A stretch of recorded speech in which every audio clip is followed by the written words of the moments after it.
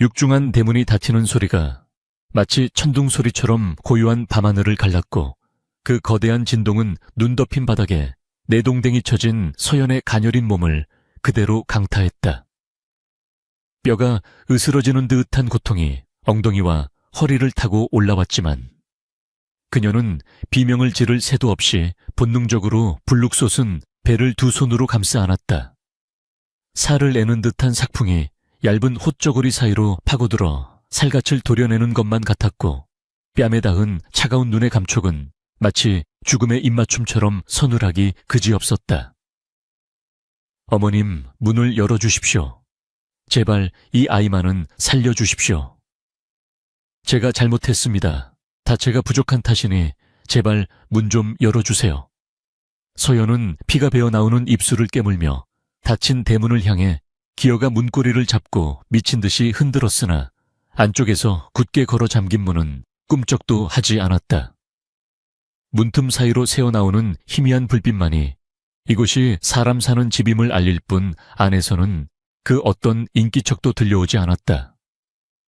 그녀의 처절한 울음소리가 허공에 흩어지며 하얀 입김이 되어 사라졌고, 손톱이 깨지고 손가락 끝에서 붉은 선혈이 낭자하여 하얀 눈밭을 적실 때까지 그녀는 문을 두드리고 또 두드렸다.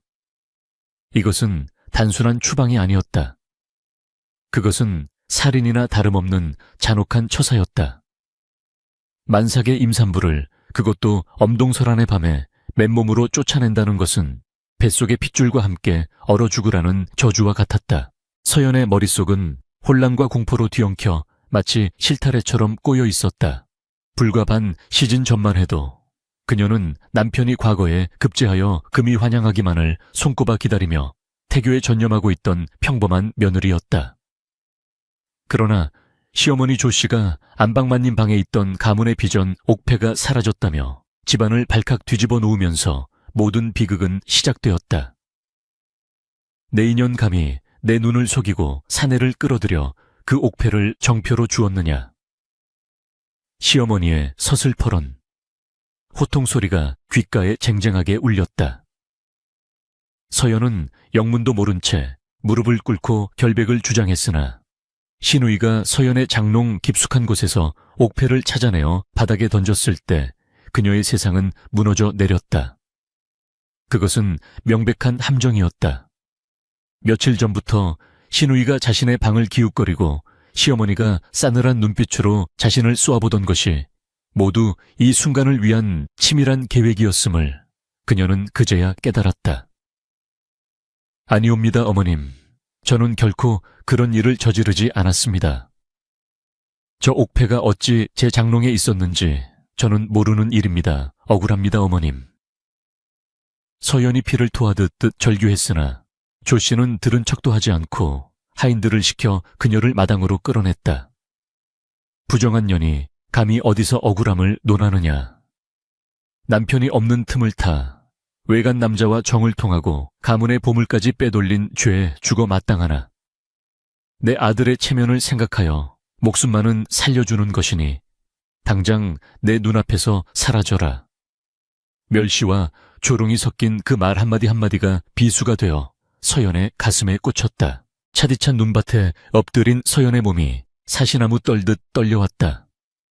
감각이 점차 무뎌지는 송곳과는 달리 가슴속 깊은 곳에서는 뜨거운 불덩이가 치밀어 올랐다. 억울함. 그래, 이것은 사무치는 억울함이었다. 남편이 한양으로 떠난 뒤 시어머니와 시누이의 구박을 견디며 오직 뱃속의 아이와 남편만을 생각하며 버텨온 세월이었다.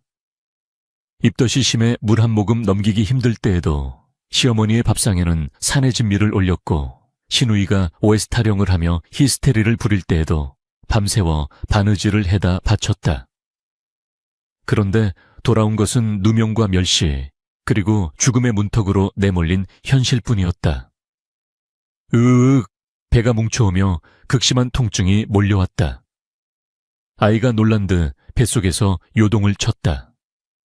서연은 흐려지는 의식을 붙잡기 위해 입술을 다시 한번 세게 깨물었다. 비릿한 피맛이 입안 가득 퍼지며 정신이 번쩍 들었다. 여기서 죽을 수는 없었다.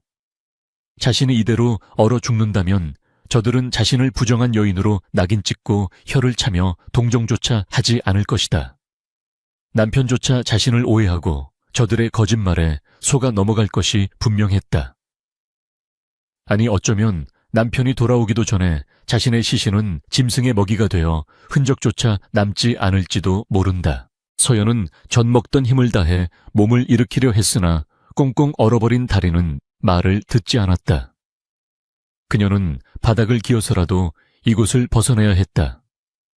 대문 앞을 지키는 문지기조차 그녀의 울음소리를 외면하고 안으로 들어가 버린 지 오래였다. 세상 천지에 그녀를 도와줄 사람은 아무도 없었다. 오직 그녀 자신만이 이 아이를 지킬 수 있었다. 서연은 손톱이 빠지는 고통을 감내하며 얼어붙은 흙바닥을 찍어 눌렀다. 한 번, 두 번 몸을 질질 끌며 앞으로 나아갔다. 그녀가 지나간 자리에는 붉은 핏자국이 길게 이어지며 처참한 흔적을 남겼다. 아가, 조금만 참으렴. 어미가 널 꼭 지켜줄게. 절대 죽지 않을 거야. 그녀는 주문을 외우듯 중얼거렸다.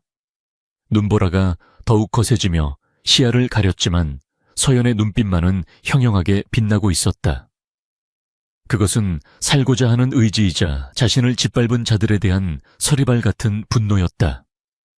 조씨 가문의 높은 담벼락 너머로 들려오는 하인들의 웃음소리가 바람을 타고 희미하게 들려왔다. 그들은 지금 따뜻한 아랫목에 앉아 자신을 비웃고 있을 것이다. 서연은 그 웃음소리를 뼈에 새겼다. 언젠가 반드시 살아서 돌아와 이 피눈물을 그들에게 되돌려 주리라 다짐하고 또 다짐했다. 얼마나 기어갔을까. 마을 어귀를 벗어나 상일로 접어들 무렵 서연의 체력은 한계에 다다랐다. 온몸의 감각이 사라지고 졸음이 쏟아지기 시작했다. 동사하기 직전의 증상이었다. 하지만 그녀는 멈추지 않았다. 멈추는 순간 끝이라는 것을 본능적으로 알고 있었다. 거친 숨소리가 쇠소리처럼 거칠어졌고 눈앞이 하얗게 전멸했다. 그때였다. 저 멀리 희미한 불빛 하나가 어둠 속에서 반짝였다. 환각인가 아니면 저승길을 밝히는 도깨비 불인가. 서연은 그것이 무엇이든 상관없었다. 그저 그 불빛을 향해 마지막 힘을 짜내어 기어갔다. 날카로운 돌부리에 무릎이 찢어지고 가시덤불이 얼굴을 핥히어도 그녀는 고통조차 느끼지 못했다. 오로지 뱃속의 아이를 살려야 한다는 일념 하나가 그녀를 움직이는 유일한 동력이었다. 눈은 하염없이 쏟아져 그녀의 몸을 하얗게 뒤덮어가고 있었고 칠흑 같은 어둠 속에서 서연은 점점 작아지는 의식의 끈을 필사적으로 붙잡고 있었다. 그녀가 남긴 핏자국 위로 하얀 눈이 소복이 쌓여갔지만 그 아래 감추어진 원한의 깊이는 감히 측량할 수 없을 만큼 깊고도 어두웠다. 이제 막 시작된 그녀의 고난은 훗날 닥쳐올 거대한 피해 복수극을 예고하는 서막에 불과했다. 희미한 쑥 냄새와 비릿한 흙내음이 섞인 공기가 서연의 코끝을 자극하며 그녀를 깊은 무의식의 늪에서 끌어올렸다. 눈을 뜨려 했으나 눈꺼풀이 청은망은 무거웠고 전신은 마치 거대한 바위에 짓눌린 듯 꼼짝도 할 수 없었다. 이제야 정신이 드는 개냐 염라대왕이 아직은 자네를 부르지 않은 모양이군. 걸걸하면서도 힘이 실린 노인의 목소리가 귓가에 운궁거렸다. 서연이 간신히 눈을 뜨자 그 으름이 잔뜩 묻은 천장과 주렁주렁 매달린 약초 꾸러미들이 시야에 들어왔다. 그녀는 산속 깊은 곳에 응거하며 약초를 캐고 사람을 고친다는 괴짜 의원 장노인의 움막에 누워 있었다. 서연이 몸을 일으키려 하자 아랫배가 찢어지는 듯한 통증이 다시금 밀려왔다. 움직이지 마라. 자네는 문턱을 넘었다가 겨우 돌아온 게야. 뱃속의 아이도 자네의 질긴 목숨 줄을 잡고 버티고 있네만 당장이라도 나올 기세니 힘을 비축해야 하네. 노인의 말에 서연은 퍼뜩 정신을 차리고 자신의 배를 더듬었다. 차갑게 얼어붙었던 몸이 녹으면서 찾아온 산통은 그 어느 때보다 격렬했다. 밖에서는 여전히 매서운 바람이 움막을 흔들고 있었지만 서연은 이를 악물고 비명조차 삼키며 뱃속의 생명을 세상 밖으로 밀어내기 위해 사투를 벌였다. 몇 시즌이 흘렀을까. 동이 트기 전 가장 어두운 새벽 정막을 깨고 우렁찬 아이의 울음소리가 터져 나왔다. 고추 달린 사내 아이일세. 이 혹독한 추위 속에서 어미가 죽으림을 다해 살려냈으니 그 생명력이 질기 뒤질긴 놈이로고. 장노인이 핏덩이 같은 아이를 받아 서연의 품에 안겨주었다. 서연은 땀과 눈물로 범벅이 된 얼굴로 아이를 내려다보았다. 쭈글쭈글하고 붉은 살덩거리에 불과했으나 그녀에게는 세상 그 무엇보다 소중하고 애처로운 존재였다. 아이의 온기가 품에 전해지자 꽁꽁 얼어붙었던 서연의 마음에 뜨거운 무언가가 울컥 치솟았다. 그것은 단순한 모성애가 아니었다. 자신을 짐승처럼 내쫓은 시댁 식구들에 대한 증오와 기필코 살아남아 이 아이를 보란듯이 키워내겠다는 서슬퍼런 다짐이었다. 이 아이의 이름은 한넌이라 하겠습니다. 제 가슴에 맺힌 원한을 잊지 않고 언젠가 반드시 그들에게 되갚아주겠다는 뜻입니다. 서연의 메마른 입술에서 나온 말은 섬뜩하리만큼 차가웠다. 장노인은 혀를 차며 고개를 저었지만 그녀의 눈 속에 이글거리는 복수심을 끄지는 못했다. 그날부터 서연은 산속 움막에서 아이를 키우며 장노인의 수발을 들기 시작했다. 그녀는 낮에는 험한 산을 타며 약초를 캐고 밤에는 호롱불 아래서 의서를 읽으며 약성을 익혔다. 고운 비단옷을 입던 양반과 며느리의 손은 거칠게 트고 굳은 살이 박였지만 그녀의 눈빛은 날이 갈수록 깊고 날카로워졌다. 한편 서연을 내쫓은 조씨 가문에는 기이한 흉조가 들이우기 시작했다. 서연이 떠난 그날 밤부터 멀쩡하던 소들이 거품을 물고 쓰러지더니 며칠 사이 외양간의 가축들이 원인 모를 병으로 떼죽음을 당했다. 하인들은 밤마다 우물가에서 여인의 곡소리가 들린다며 수군거렸고 집안 곳곳에는 음산한 기운이 감돌았다. 가장 큰 문제는 신우이 옥분이었다. 그녀는 밤마다 악몽에 시달리며 비명을 지르고 깨어났다. 오지마 저리가 그 눈빛으로 나를 보지 마란 말이야. 옥분은 식은땀을 흘리며 허공을 향해 손사래를 쳤다. 그녀의 꿈속에는 언제나 피눈물을 흘리는 서연이 나타나 옥패를 들이밀며 그녀의 목을 조르고 있었다. 시어머니 조씨는 용하다는 무당을 불러 구슬하고 부적을 붙여보았지만 옥분의 광증은 날이 갈수록 심해질 뿐이었다. 어머니 무서워요. 올케가 저기 서서 나를 보고 웃고 있어요. 옥분이 퀭한 눈으로 구석을 가리킬 때마다 조씨의 등골도 오싹해졌다. 하지만 조씨는 애써 태연한 척하며 하인들의 입단속을 시켰다. 천한 것들이 헛소문을 퍼뜨리는 게야. 내 아들이 장원 급제하여 돌아올 날이 머지않았는데 집안 꼴이 이래서야 되겠느냐. 이 뻥긋하는 놈은 경을 칠 줄 알아라. 그러나 조씨의 호통에도 불구하고 집안의 가세는 마치 밑빠진 독에 물 붓기처럼 기울어만 갔다. 창고의 곡식은 쥐떼가 파먹어 썩어갔고 아끼던 비단들은 좀이 슬어 못쓰게 되었다. 이것은 마치 하늘이 내리는 벌과도 같았다. 계절이 바뀌고 꽃이 필 무렵 남편 김정호가 드디어 과거에 급제하여 금이 환향했다. 마을 어귀에서부터 풍악이 울리고 사람들이 환호했지만 정호의 표정은 마냥 밝지 못했다. 집에 들어선 그는 아내 서연이 보이지 않자 의아해하며 어머니를 찾았다.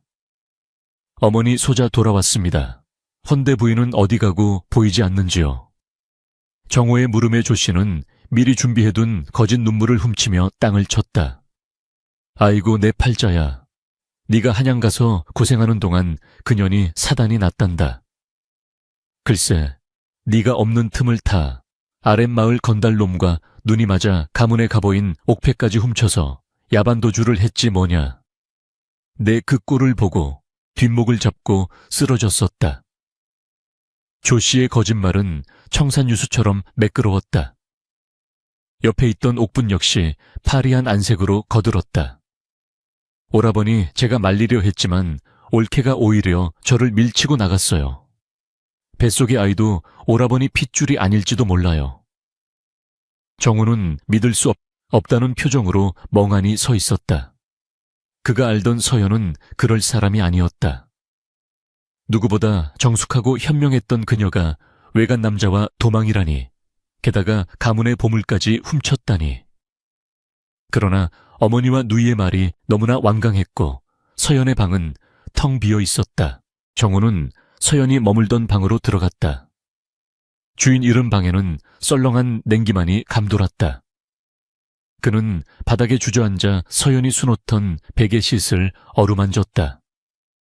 원앙 2마리가 다정하게 수놓아진 베개싯 위로 정우의 눈물이 뚝뚝 떨어졌다. 부인, 정녕 나를 버리고 떠난 것이오. 내가 과거 공부에 매진하느라 당신을 외롭게 하여 그리 된 것이오. 배신감과 그리움, 그리고 알 수 없는 의구심이 그의 마음속에서 소용돌이쳤다. 하지만 그는 차마 어머니를 의심할 수는 없었다. 효심 지극한 그에게 어머니의 말은 곧 법이었기 때문이다. 정호는 끓어오르는 울분을 삼키며 서연을 잊기로 마음먹었다. 그러나 그날 밤부터 정호 역시 기이한 꿈을 꾸기 시작했다. 꿈속에서 서연은 눈보라치는 벌판에 서서 하염없이 울고 있었고 그녀의 발밑에는 붉은 피가 강물처럼 흐르고 있었다. 정호가 손을 뻗으면 그녀는 연기처럼 사라져버리고 귓게는 억울합니다. 억울합니다. 라는 애절한 목소리만이 맴돌았다. 잠에서 깬 정호는 식은땀에 젖은 채 밤을 지새웠다. 집안의 공기는 무겁게 가라앉아 있었고 어디선가 들려오는 부엉이, 울음소리가 마치 죽은 이의 통곡처럼 처량하게 들려왔다. 산속의 시간은 빠르게 흘렀다. 서연은 이제 더 이상 양반과 규수가 아니었다.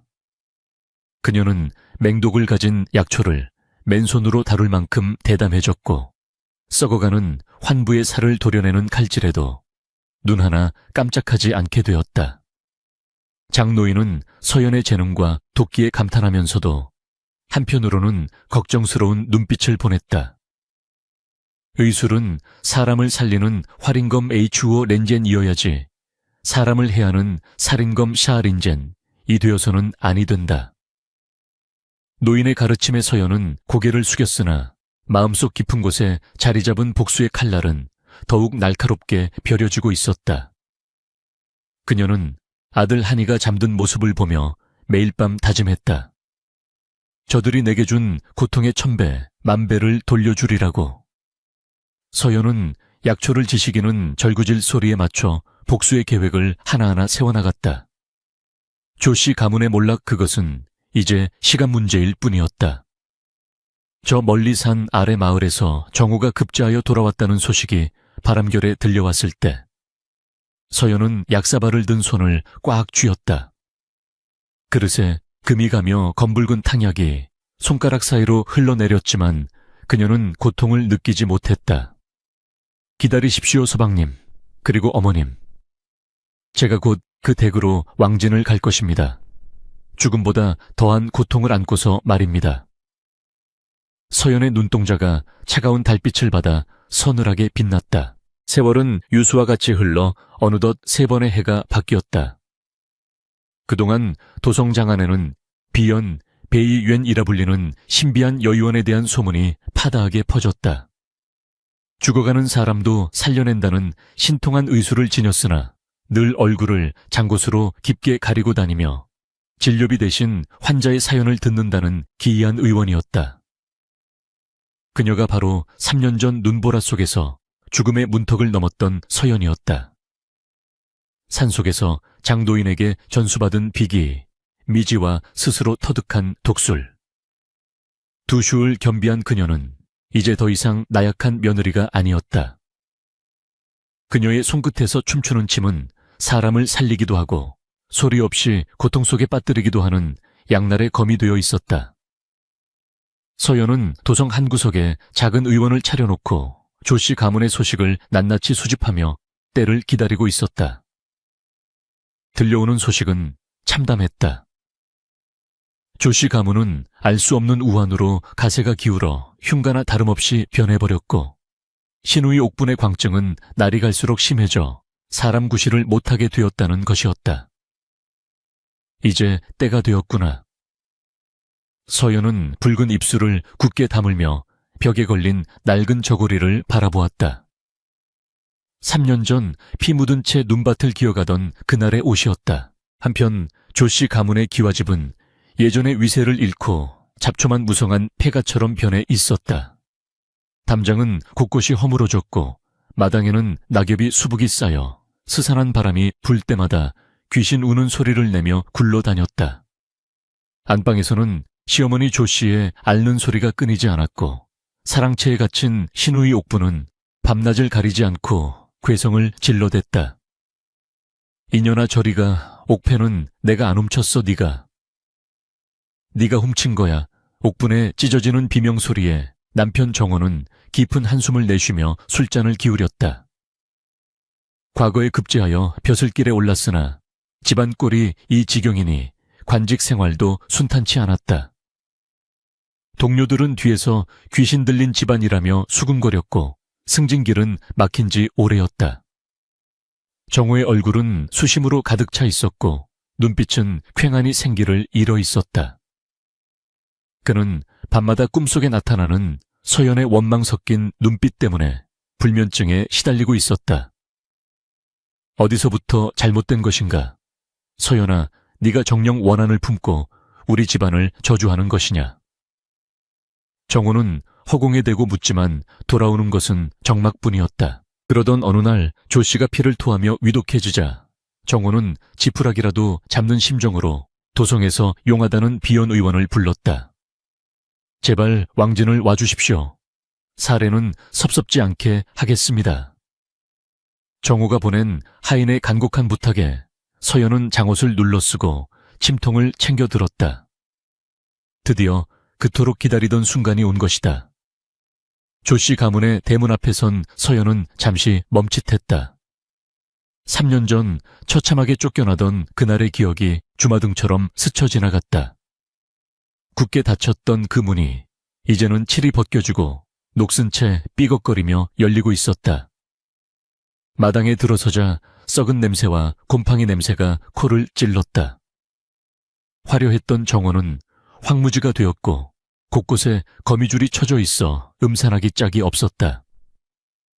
서연은 장옷 사이로 그 참상을 지켜보며 싸늘한 미소를 지었다. 꼴 좋구나. 이것이 너희가 쌓은 업보의 결과다. 안방에 들어서자 병색이 완연한 조씨가 퀭한 눈으로 서연을 올려다보았다. 내가 그 용하다는 의원이냐? 내 병을 고칠 수 있겠느냐? 거만한 말투는 여전했으나 목소리에는 힘이 없었다. 서연은 말없이 고개를 끄덕이고 조씨의 손목을 잡았다. 손끝에 닿은 맥박은 불규칙하고 미약했다. 화병과 울화가 겹쳐 속이 썩어 들어가고 있는 증상이었다. 서연은 일부러 차갑게 식은 손으로 조씨의 손목을 꽉 쥐었다. 그 서늘한 기운에 조씨가 흠칫 놀라 몸을 떨었다. 맥이 아주 불안정하십니다. 마음속에 맺힌 것이 많아 독이 되어 오장육부를 갉아먹고 있군요.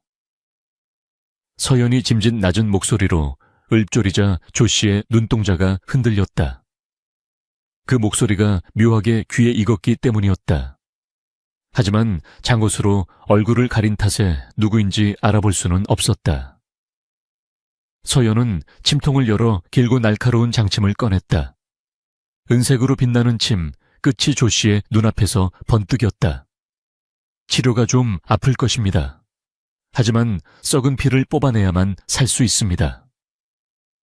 서연의 말에는 뼈가 있었다. 조씨의 치료가 끝나자마자 서연은 옥분이 갇혀 있는 사랑채로 향했다. 문을 열자 악취가 진동을 했다. 옥부는 산발을 한 채 구석에 웅크리고 앉아 알 수 없는 말을 중얼거리고 있었다. 아가, 미안해. 춥지 옥패 줄게. 울지 마. 서연을 본 옥부는 짐승처럼 으르렁거렸다. 누구야? 너도 나를 잡으러 왔지. 저리 가. 옥분이 달려들려 하자 서연은 재빠르게 혈도를 눌러 그녀를 제압했다. 꼼짝없이 마비된 옥분의 눈앞에 서연은 천천히 얼굴을 들이밀었다. 장옷 사이로 드러난 서연의 눈매는 서리발처럼 차가웠다. 서연은 품속에서 옥패 하나를 꺼내 옥분의 눈앞에서 흔들었다. 그것은 과거 옥분이 서연에게 누명을 씌울 때 사용했던 것과 똑같이 생긴 가짜 옥패였다. 옥패를 본 순간 옥분의 동공이 지진이라도 난 듯 격렬하게 흔들렸다. 이건 안 돼.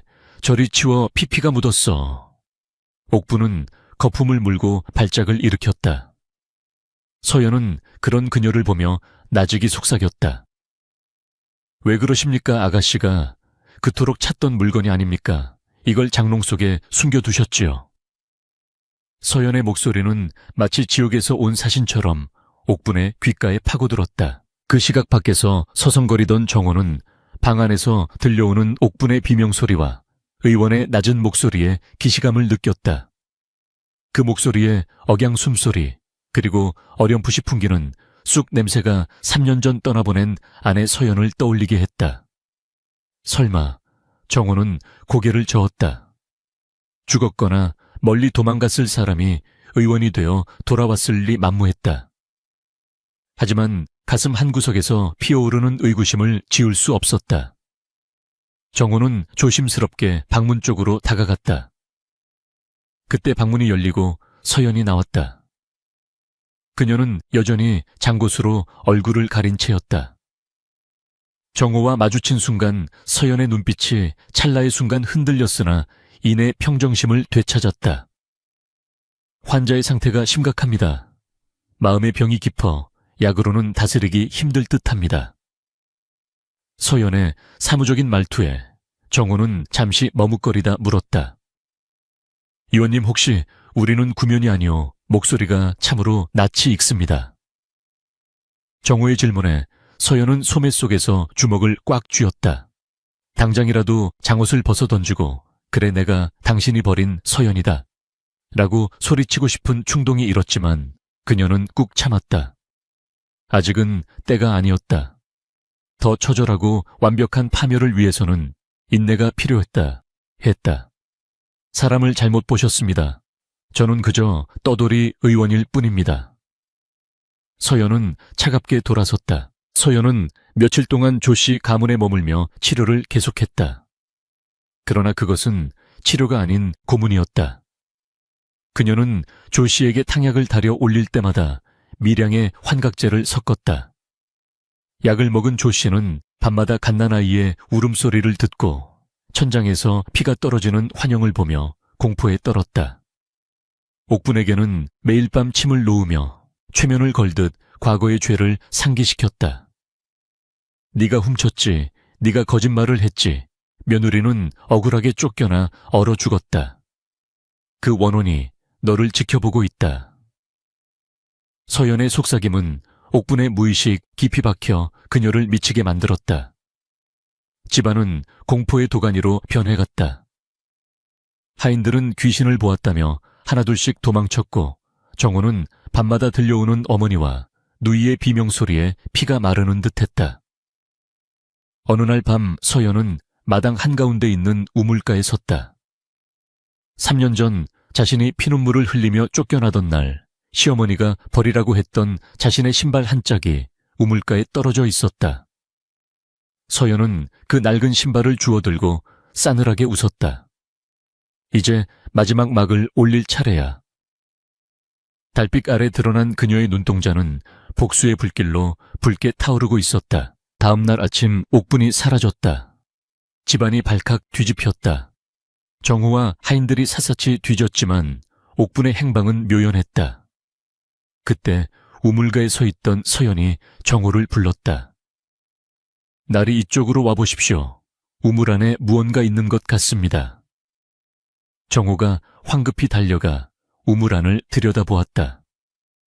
칠흑 같은 어둠 속에서 희끄무레한 형체가 보였다. 그것은 옥분이 아끼던 저고리였다.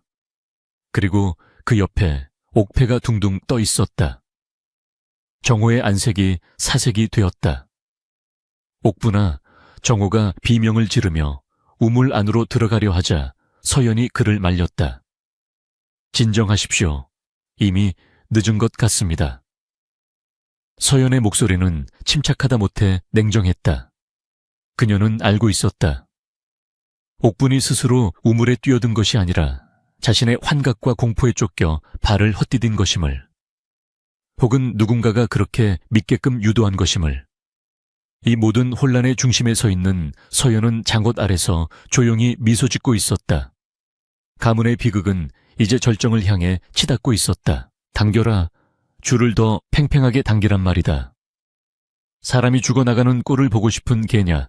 정호의 다급한 고함 소리가 우물가를 에워싼 정적을 찢어 발겼다. 하인들이 땀을 뻘뻘 흘리며 두레박 줄을 끌어올리자 검푸른 이끼가 낀 우물 깊은 곳에서 물을 잔뜩 먹어 축 늘어진 옥분의 몸뚱이가 딸려 올라왔다. 그녀의 입에서는 시커먼 물이 울컥울컥 쏟아져 나왔고 창백하다 못해 푸르딩딩하게 변해버린 얼굴은 이미 산 사람의 것이라고 보기 힘들었다. 아이고, 옥분아, 이게 무슨 변고란 말이냐. 뒤늦게 달려온 조 씨가 딸의 처참한 몰골을 보고 혼절하듯 주저앉으며 통곡했다. 집안은 아비규환의 지옥도 그 자체였다. 하지만 그 소란 속에서도 단 한 사람 서연만은 미동도 없이 그 광경을 내려다보고 있었다. 그녀의 눈은 마치 사냥감을 확인 사살하려는 매처럼 차갑고도 침착했다. 젖은 머리카락이 얼굴에 달라붙어 기괴하게 떨고 있는 옥분을 보며 서연은 마음속으로 차가운 조소를 보냈다. 그리도 쉽게 죽게 둘 수는 없지. 내 입으로 모든 죄를 토설하기 전까지는 명주를 붙잡고 있어야 할 것이다. 서연은 하인들을 물리치고 옥분을 안방으로 옮기게 했다. 모두 물러가십시오. 환자의 기운이 쇠하여 음기를 타면 목숨이 위태롭습니다. 오직 저 혼자 치료하겠습니다. 서연의 단호한 어조의 정언은 어머니를 부축하며 방 밖으로 물러날 수밖에 없었다. 방문이 닫히고 방 안에는 가쁜 숨을 몰아쉬는 옥분과 서연 둘만이 남게 되었다. 서연은 품에서 은침을 꺼내 옥분의 인중과 명치에 찔러 넣었다.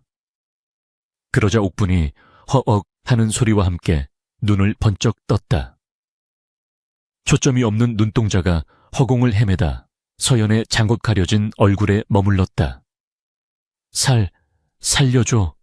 귀신이 나를 끌고 가려 해.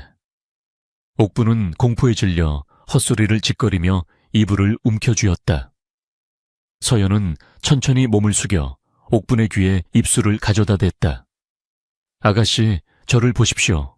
제가 누구로 보이십니까? 서연의 목소리는 낮고 부드러웠으나 그 속에 담긴 살기는 옥분의 뼈속까지 파고들었다. 옥분의 눈이 점점 커지더니 경련을 일으키기 시작했다.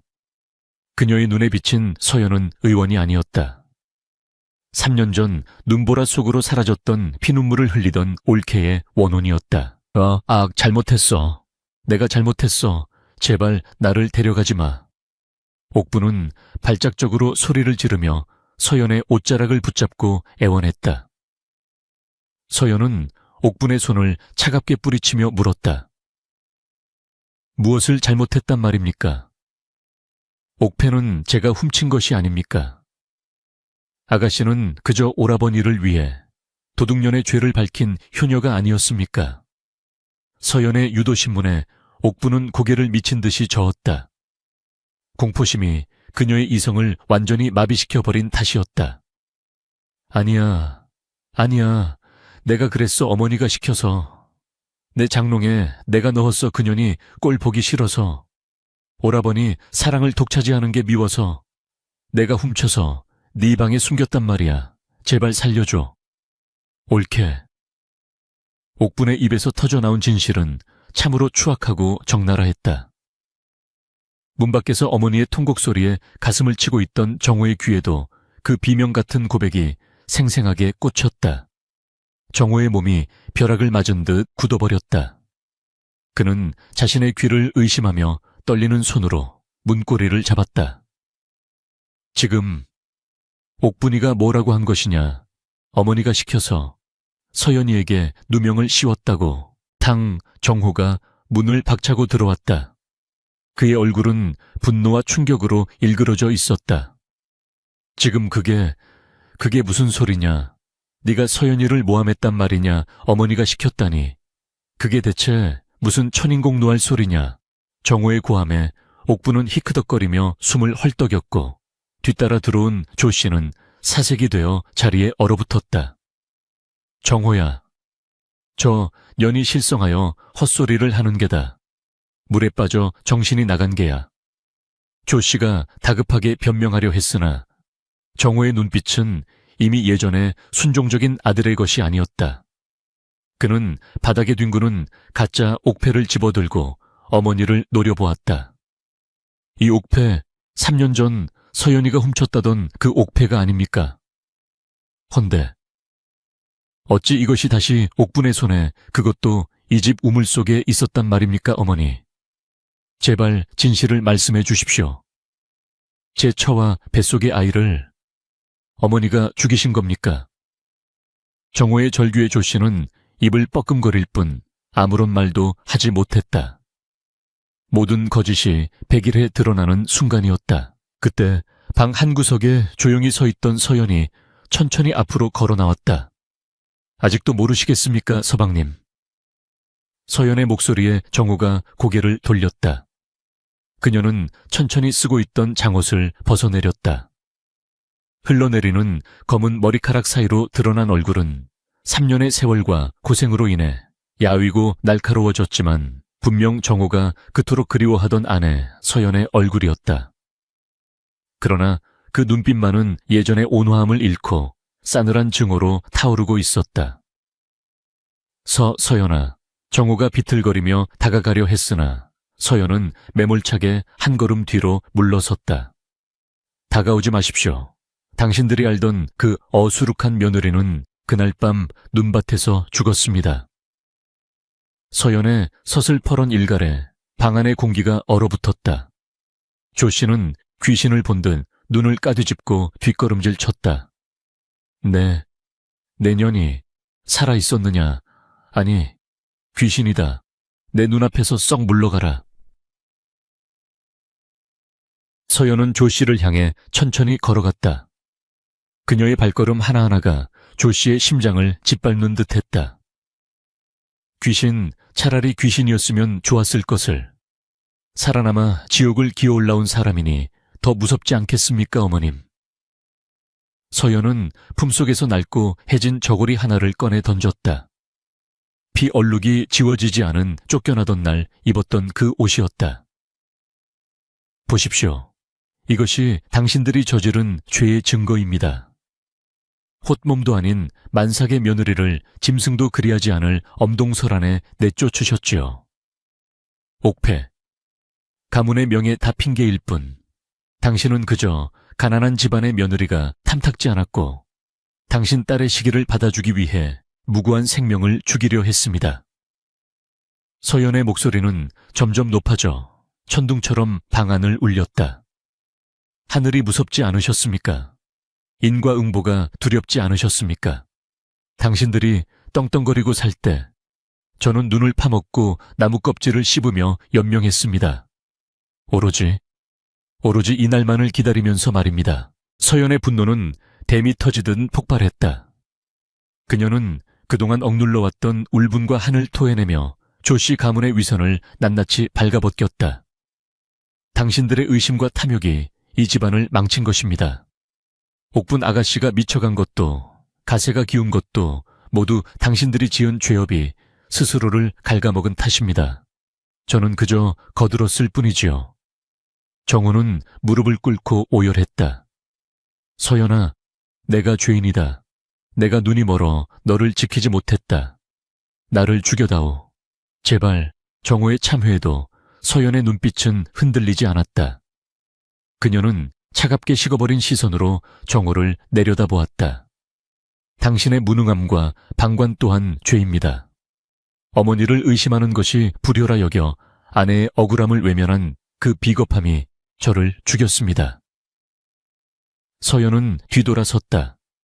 옥부는 구석에 처박혀 짐승 같은 신음소리를 내고 있었고 조 씨는 충격으로 입이 돌아가 침을 흘리며 바들바들 떨고 있었다. 완벽한 파멸이었다. 칼을 쓰지 않고도 그들의 영혼은 이미 갈기갈기 찢겨 있었다. 치료는 끝났습니다. 몸의 병은 고칠 수 있어도 마음의 썩은 뿌리는 도려낼 수 없는 법. 앞으로 남은 생은 지옥 속에서 서로를 원망하며 살아가십시오. 그것이 제가 당신들에게 내리는 처방전입니다.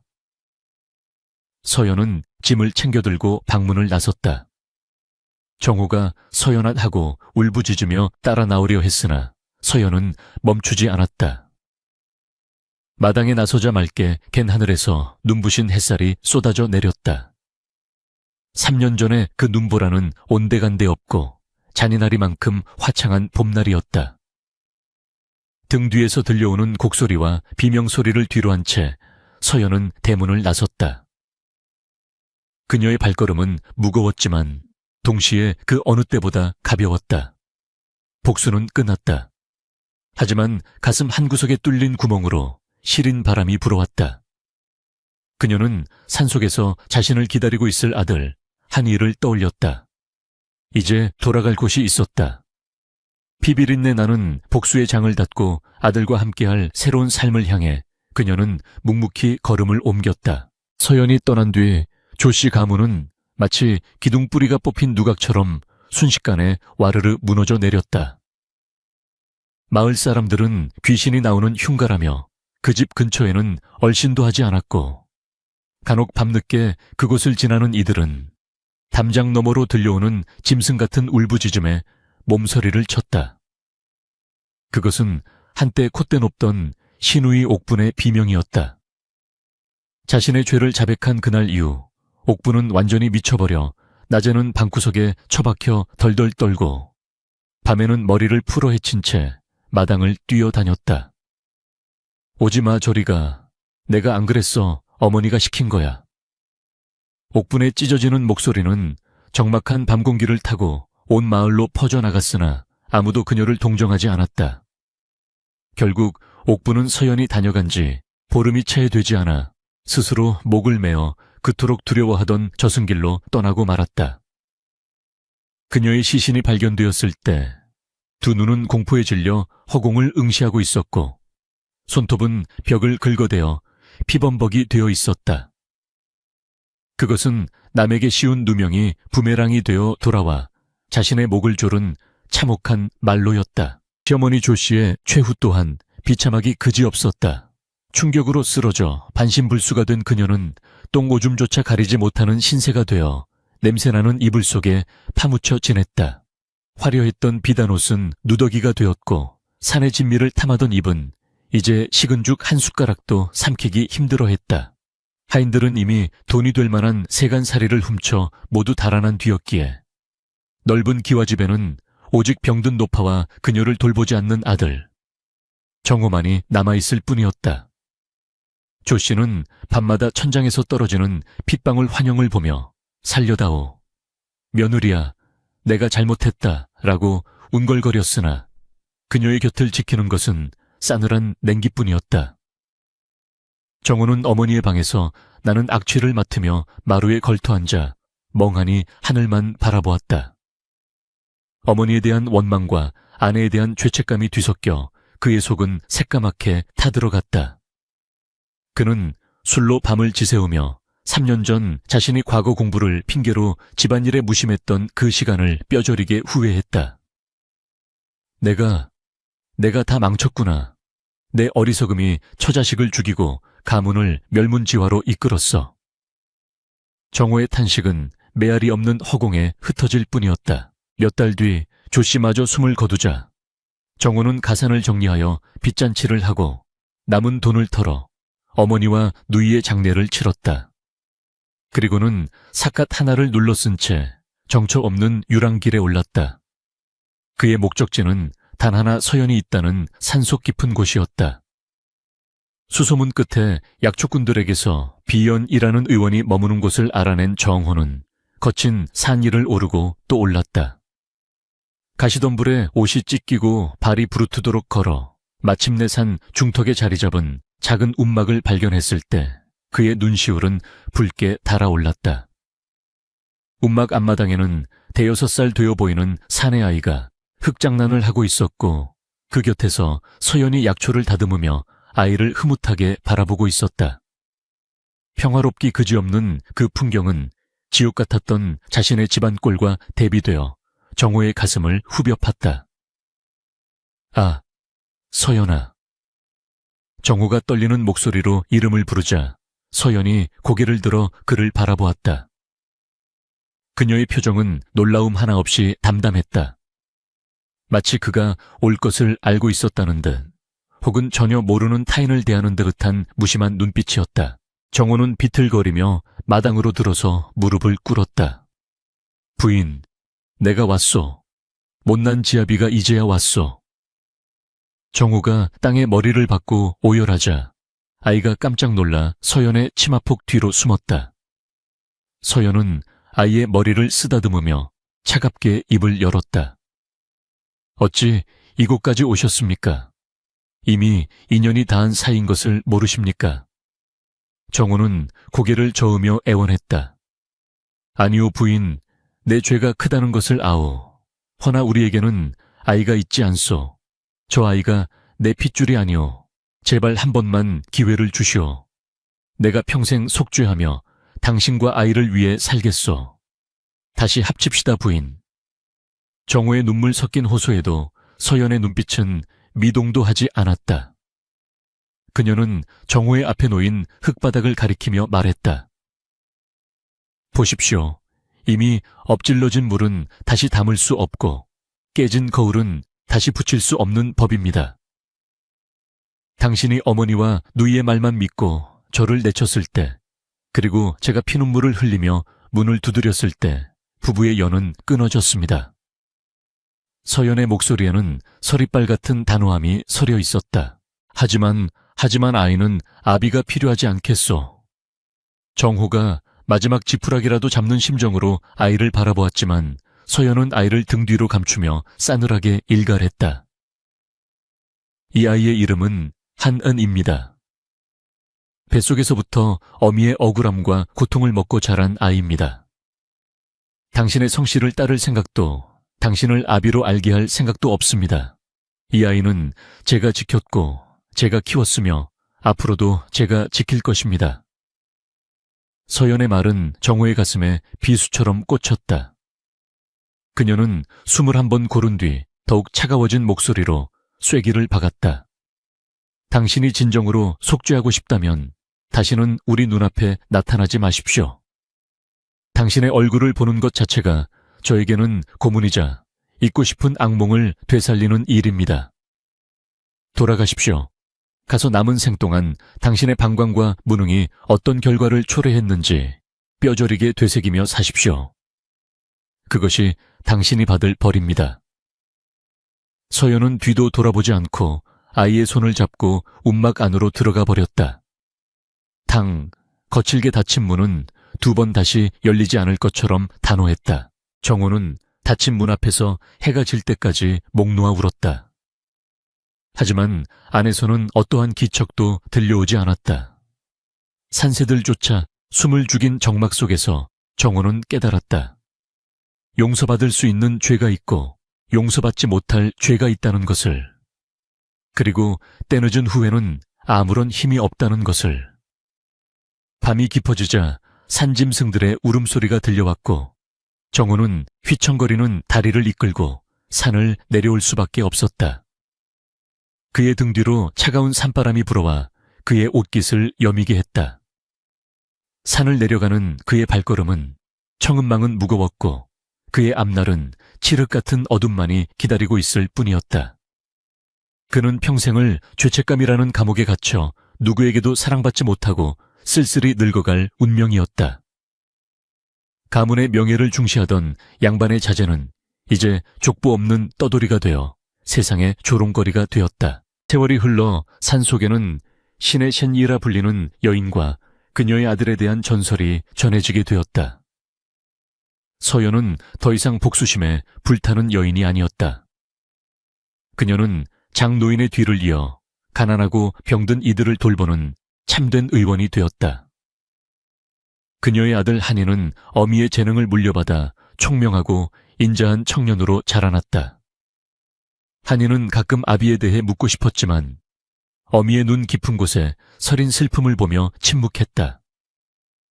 대신 그는 세상의 아픔을 보듬는 의술을 펼치며 어미의 못다한 사랑을 세상에 베풀었다. 어느 화창한 봄날 서연과 한이는 약초를 캐러 산에 올랐다. 따스한 햇살이 눈 녹은 계곡물을 비추며 반짝였고 이름 모를 들꽃들이 그들의 발길을 반겼다. 서연은 문득 산 아래 마을을 내려다보았다. 한때는 증오와 원망으로 가득 찼던 그곳이었지만 이제는 그저 아득한 점으로만 보일 뿐이었다. 어머니 바람이 찹니다. 그만 내려가시죠. 훌쩍 자란 아들의 듬직한 목소리에 서연은 미소를 지으며 고개를 끄덕였다. 그래 가자꾸나. 우리에게는 할 일이 많으니. 서연은 아들의 손을 잡고 산길을 걸어갔다. 3년 전 피를 흘리며 기어갔던 그 길을 이제는 두 발로 당당하게 그리고 사랑하는 아들과 함께 걷고 있었다. 그녀의 뒷모습은 그 어느 때보다 평온하고 강인해 보였다. 인과응보, 인고잉바오 뿌린 대로 거둔다는 세상의 이치는 틀림이 없었다. 악한 마음으로 남을 해하려던 자들은 파멸했고 모진 시련 속에서도 꿋꿋하게 생명을 지켜낸 자는 진정한 행복을 얻었다. 삭풍이 몰아치던 겨울이 가고 기어이 봄이 오듯이 서연의 인생에도 마침내 따뜻한 봄날이 찾아온 것이었다. 눈 덮인 산봉우리 위로 솟아오르는 태양을 배경으로 모자의 실루엣이 길게 드리워지며